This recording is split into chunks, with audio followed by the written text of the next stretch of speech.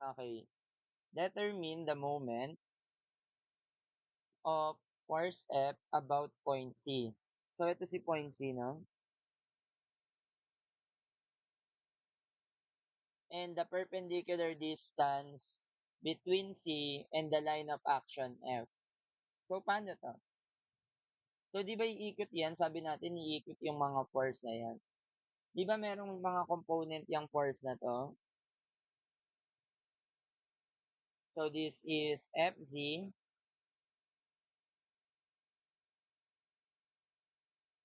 Fx, ay sorry, Fy pala.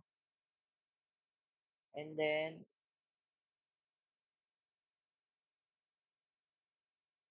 Fx. Okay?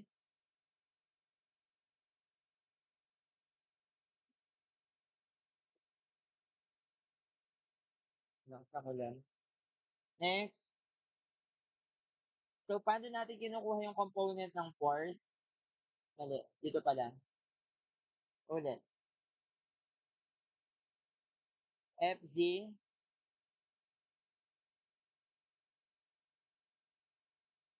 Fy, Fx. So, paano natin kinukuha yon? So, kunin natin yung ordinate nito. So, ano yung ordinate ni A? Coordinate rather. That is, sa X, ang distance niya ay 0. Ang Y, 4. Ang Z, 0. Ito, ang point B ay, ang point B ay 2 sa X, sa Y, 0, and then sa Z, 3. Nasundan? O, di ba ito yung origin? O, ano yung distance niya sa X? So, that is 2. Ano yung distance niya sa Y? Ito lang din yun, ano? So, that is 0. Orange rainfall tayo. And then yung Z, ang distance niya paangat, that is 3. Ito naman, 0. Sa Y, 4. Sa Z, 0 din, no? So, pwede nyo nang kunin yung Fx, Fy, Fz. Di ba kailangan natin yung diagonal? So, ang x natin, y and z. Yung x head minus tail. So, 2 minus 0, that is 2. And then 800.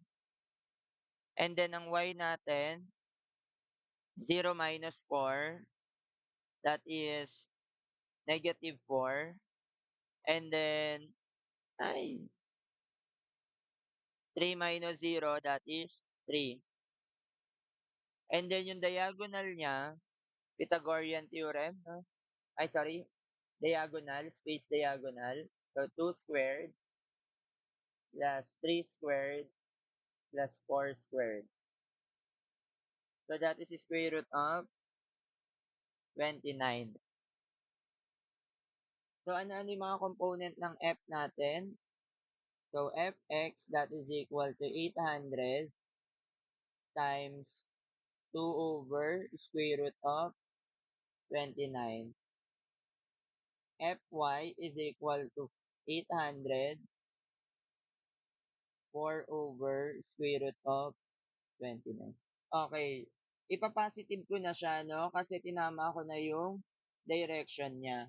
Kasi ito yung positive z, papunta dito yung negative y, tapos positive x. So, itatama ko na yung direction ng mga forces natin, no?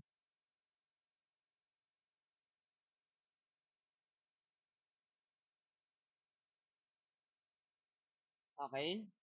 Ngayon, pupunta ka kay point C.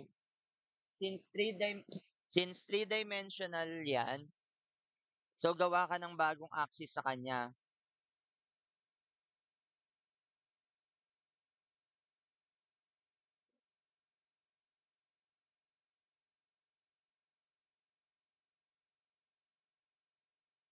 Ayan. This is x, y, z. Okay, na-imagine? Ngayon, papaikutin natin yung axis, 'no? Kapag three dimension, papaikutin natin yung axis. So, first step, sa X, 'no? Turo niyo yung X ano natin, X-axis. Meron bang force na makakapagpaikot kay X, 'no? May iikot ba dito kay X? Meron ba? Gamit itong Fy, mapapaikot niya ba yung X-axis? Hindi, kasi ito na yung X-axis natin ano, nag-intersect na siya dun sa X-axis. So, ibig sabihin wala siyang moment arm. So, ibig sabihin yung Mx natin, 0. The moment at C sa X-axis is 0. Oh, tingin niyo ba iikot din 'to? Kunyari ito yung X-axis natin, ayan. Iikot ba 'to? Hindi 'no, kasi nag-pass na rin siya dun sa X-axis. Okey lang? Next, mas lalo 'to si Fx. Hindi naman siya iikot 'no, kasi nasa X-axis na mismo siya. Next, kailangan natin si MCy. So, this is the moment ng C about Y-axis. So, again, ituro niyo yung Y-axis natin, 'no? Ito yung positive Y-axis natin. Ano yung mga umiikot sa kanya?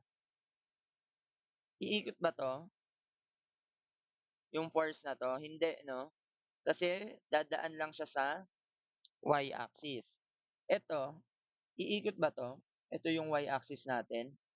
Hindi 'no, kasi naka-parallel lang siya 'no, hindi siya iikot. Sa Z-axis lang siya puwedeng umikot.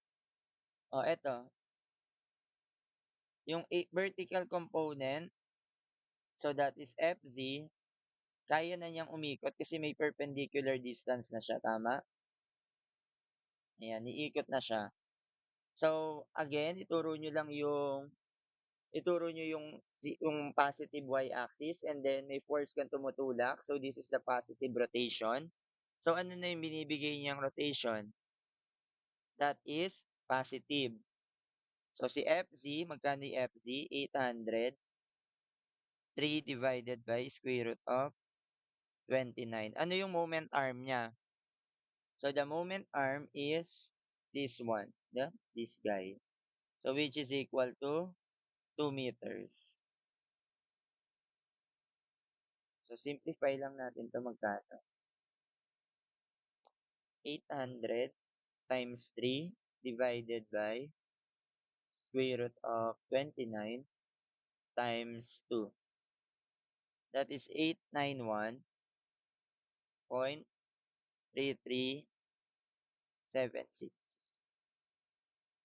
Okay, next wala na. MCZ. So, ano naman yung moment na umiikot kay Z-axis? 'No, ito si Z-axis, positive Z. So, ito iikot ba 'to, yung Fx? Hindi 'no? Etong FZ hindi rin siya iikot kasi parallel sila. Ang magpapaikot lang kay Z-axis ay yung Fy. So, again, ituro niyo lang yung axis natin tapos may force na tumutulak na 'pag ganitong rotation. So, that is positive rotation. So, pa-positive na natin siya. So, that is equal to 800 4 over square root of 29. Ang moment arm niya ay 2 din. So, that is equal to, palitan na natin yan.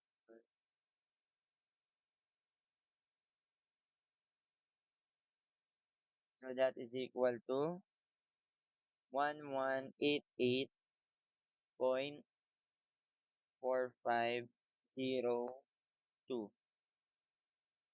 Newton meter, no?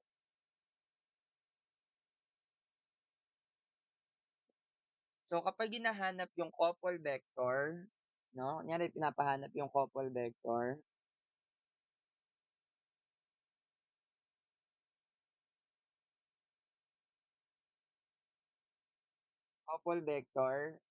lalagay niyo ng 0 I hat plus 891,3376 J hat plus,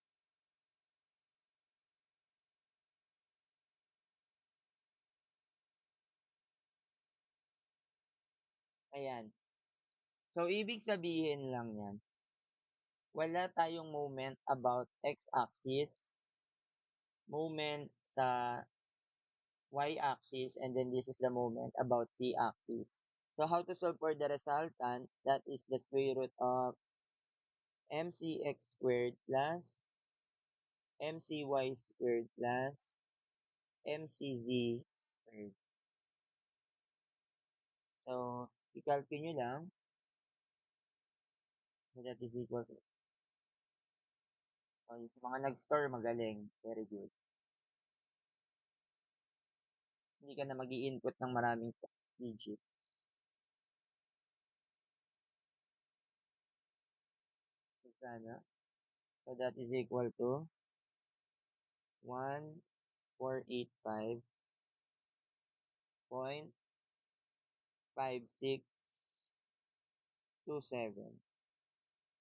Newton meter.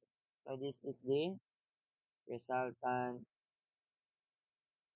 vector ng couple. This is the moment about C.